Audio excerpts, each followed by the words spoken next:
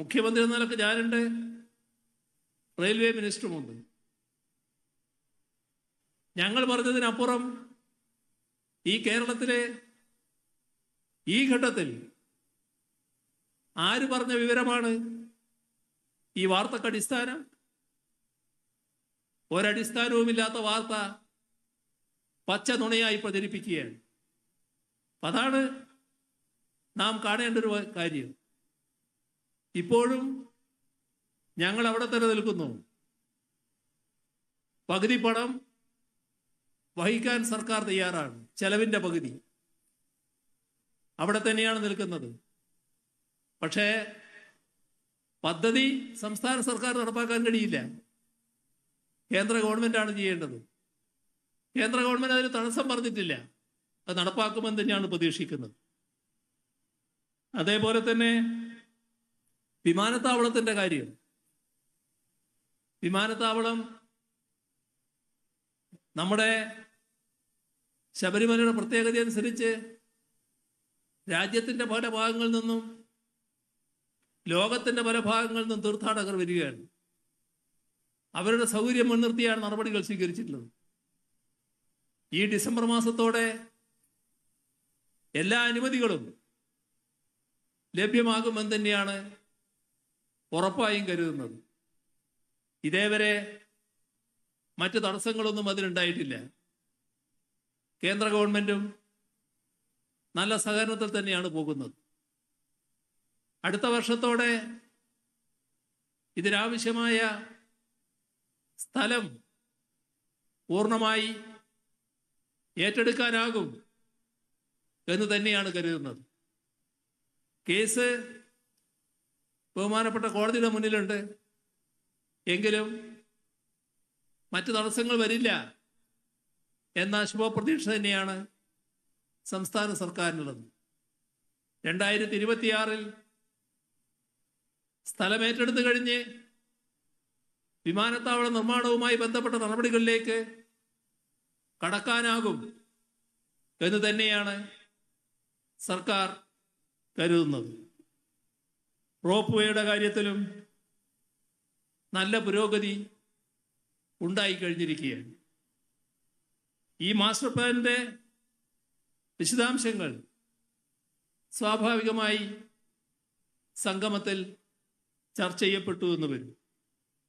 വിവിധ മേഖലകളിലെ വിദഗ്ധരടക്കം അത്തരം ചർച്ചകൾക്ക് നേതൃത്വം നൽകുമെന്നാണ് പ്രതീക്ഷിക്കുന്നത്. നമുക്കറിയാം, ഓരോ വർഷവും ശബരിമലയിലേക്ക് എത്തുന്ന തീർത്ഥാടകരുടെ എണ്ണത്തിൽ വലിയ വർധനവാണ് ഉണ്ടാകുന്നത്. ആ വർധനക്കനുസരിച്ച് സുഗമമായ യാത്രാ സൗകര്യം, പാർക്കിംഗ്, ശുദ്ധജല ലഭ്യത, സാനിറ്റേഷൻ സംവിധാനങ്ങൾ, വിശ്രമ കേന്ദ്രങ്ങൾ, ചികിത്സാ സൗകര്യങ്ങൾ ഇതെല്ലാം ഇവിടെ ഉണ്ടാവണം. എന്നാൽ അതേസമയം പ്രകൃതിയുടെ മനോഹാരിതയ്ക്ക് കോട്ടം തട്ടാതിരിക്കണം. അതിനോടൊപ്പം തന്നെ പരിസ്ഥിതിക്ക് ഏൽക്കാതിരിക്കുകയും വേണം. എരുമേലി അടക്കമുള്ള സമീപ പ്രദേശങ്ങളും ഇതിൻ്റെ ഭാഗമായി വികസിക്കേണ്ടതുണ്ട്. ഒരു തീർത്ഥാടന ടൂറിസം സർക്യൂട്ട് തന്നെ വികസിപ്പിക്കേണ്ടതുണ്ട് എന്നാണ് കാണുന്നത്. ഏതാണ്ട് 2050 വരെയുള്ള വികസന സാധ്യതകൾ മുന്നിൽ കണ്ടുകൊണ്ടാണ് കാര്യങ്ങൾ നീക്കുന്നത്. ശബരിമല, പമ്പ, പരമ്പരാഗത പാത, നിലക്കൽ എന്നിവയുടെ സമഗ്ര വികസനമാണ് ശബരിമല മാസ്റ്റർ പ്ലാൻ ലക്ഷ്യമിടുന്നത്. ശബരിമല സന്നിധാനത്തിന്റെ ആത്മീയവും സാംസ്കാരികവുമായ പൈതൃകത്തെ മാനിച്ചുകൊണ്ടാണ് ലേഔട്ട് പ്ലാൻ തയ്യാറാക്കിയിരിക്കുന്നത്. അതോടൊപ്പം സുരക്ഷയും സൗന്ദര്യാത്മക മെച്ചപ്പെടുത്തലുകളും ലേഔട്ട് പ്ലാൻ ഉറപ്പാക്കുന്നുണ്ട്. കേരളത്തിൻ്റെ പരമ്പരാഗത വാസ്തുവിദ്യാ ശൈലിക്ക് അനുസൃതമായ മാർഗനിർദ്ദേശങ്ങളും സവിശേഷതകളും ലേഔട്ട് പ്ലാൻ മുന്നോട്ട് വെക്കുന്നുമുണ്ട്.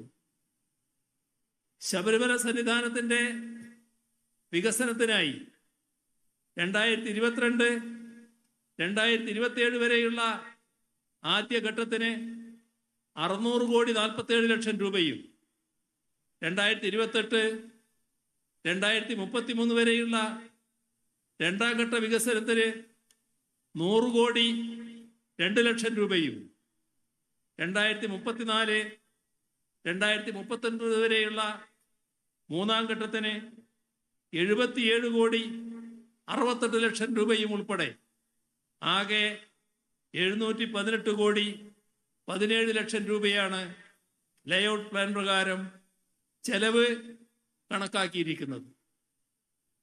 ശബരിമല തീർത്ഥാടനത്തിനുള്ള ഒരു ട്രാൻസിറ്റ് ക്യാമ്പായിട്ടാണ് പമ്പയെ ലേഔട്ട് പ്ലാനിൽ വിഭാവനം ചെയ്തിരിക്കുന്നത്.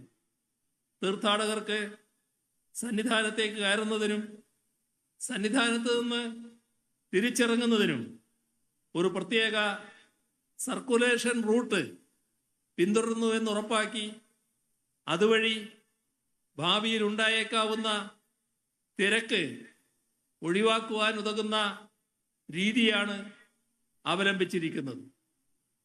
ലേഔട്ട് പ്ലാൻ പ്രകാരം പമ്പയുടെ വികസനത്തിനായി 2022-2027 വരെയുള്ള ആദ്യഘട്ടത്തിന് 184 കോടി 75 ലക്ഷം രൂപ, 2028-2033 വരെയുള്ള രണ്ടാം ഘട്ടത്തിന് 22 കോടി 73 ലക്ഷം രൂപ, അങ്ങനെ ആകെ 207 കോടി 48 ലക്ഷം രൂപ.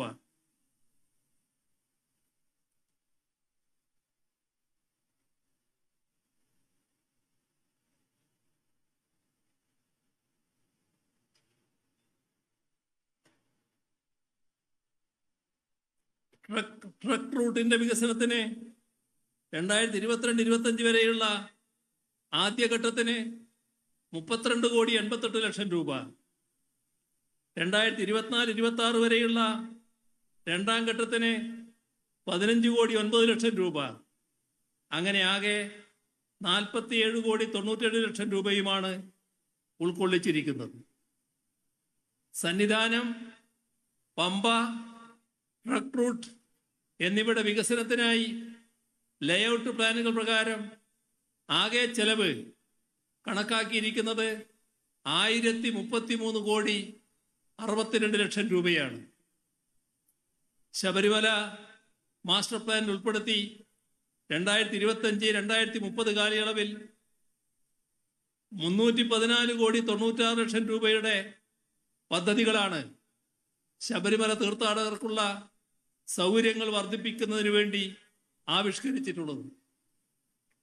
പമ്പ ഗണപതി ക്ഷേത്രം മുതൽ പമ്പ ഹിൽ ടോപ്പ് വരെ പമ്പാ നദിക്ക് കുറുകെ നിർമ്മിക്കുന്ന സുരക്ഷാ പാലം, നിലക്കൽ ഇടത്താവളത്തിലെ കോർ ഏറിയയുടെ വികസനം, കുന്നാറിൽ നിന്നും ശബരിമല സന്നിധാനത്തിലേക്കുള്ള കുടിവെള്ള പൈപ്പ് ലൈൻ സ്ഥാപിക്കല്, നിലക്കൽ ഇടത്താവളത്തിലെ റോഡുകളുടെയും അനുബന്ധ പാലങ്ങളുടെയും നിർമ്മാണം, ശബരിമല സന്നിധാനത്തെ തീർത്ഥാടക സൗകര്യ കേന്ദ്രം, തന്ത്രിമഠം, പ്രസാദ നിർമ്മാണ വിതരണ സമുച്ചയം ഇവയുടെ നിർമ്മാണം, ശബരിമല സന്നിധാനത്ത് അഗ്നിശമന സംവിധാനങ്ങൾ ഏർപ്പെടുന്ന പ്രവൃത്തി, കൂടാതെ ശബരിമല സന്നിധാനത്തെ തീർത്ഥാടക നിർഗമന പാലം, നിലക്കൽ ഇടത്താവളങ്ങളുടെ ജലസ്രോതസ്സുകളുടെ സംരക്ഷണവും പരിപാലനവും, ഇവക്കെല്ലാം വിശദമായ പദ്ധതി രേഖ തയ്യാറാക്കുന്നതിനുള്ള നടപടികളും സ്വീകരിച്ചു വരികയാണ്.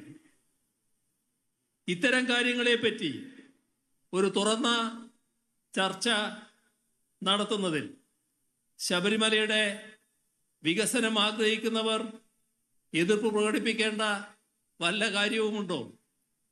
അപ്പോൾ എതിർക്കുന്നവരുടെ ഉള്ളിലിരിപ്പ് എന്താണെന്ന് ഊഹിക്കാവുന്നതേയുള്ളൂ. എല്ലാവരുടെയും അഭിപ്രായങ്ങൾ കേട്ട് എല്ലാവരെയും ഉൾക്കൊണ്ട് അവരെയെല്ലാം ചേർത്ത് പിടിച്ചുമാണ് നമ്മൾ ശബരിമലയുടെ വികസനം ഉറപ്പാക്കാൻ ഉദ്ദേശിക്കുന്നത്. ഈ കാഴ്ചപ്പാടിൻ്റെ അടിസ്ഥാനത്തിലാണ് ഈ അയ്യപ്പ സംഗമം നടത്തുന്നത്. ഈ അയ്യപ്പ സംഗമത്തിന് എല്ലാ വിജയങ്ങളും ആശംസിച്ചുകൊണ്ട് മറ്റ് കൂടുതൽ കാര്യങ്ങളിലേക്ക് കടക്കാതെ നിറഞ്ഞ സന്തോഷത്തോടെ ഇതിൻ്റെ ഔപചാരികമായ ഉദ്ഘാടനം നിർവഹിച്ചതായി അറിയിച്ചുകൊണ്ട് അവസാനിപ്പിക്കുന്നു. നിങ്ങൾക്കെൻ്റെ സ്നേഹാഭിവാദനങ്ങൾ.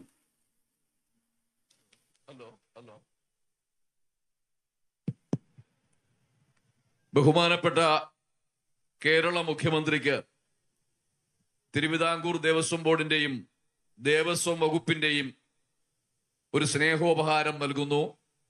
അത് നൽകുന്നതിനായി ബഹുമാനപ്പെട്ട ദേവസ്വം വകുപ്പ് മന്ത്രി ശ്രീ VN വാസവൻ അവരുകളെയും Devaswom board president Shri PS Prashant അവരുകളെയും ക്ഷണിക്കുന്നു.